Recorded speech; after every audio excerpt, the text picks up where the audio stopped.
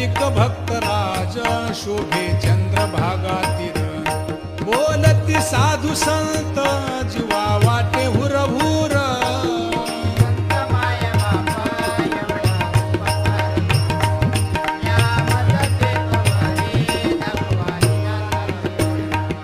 मज नाही हात पाय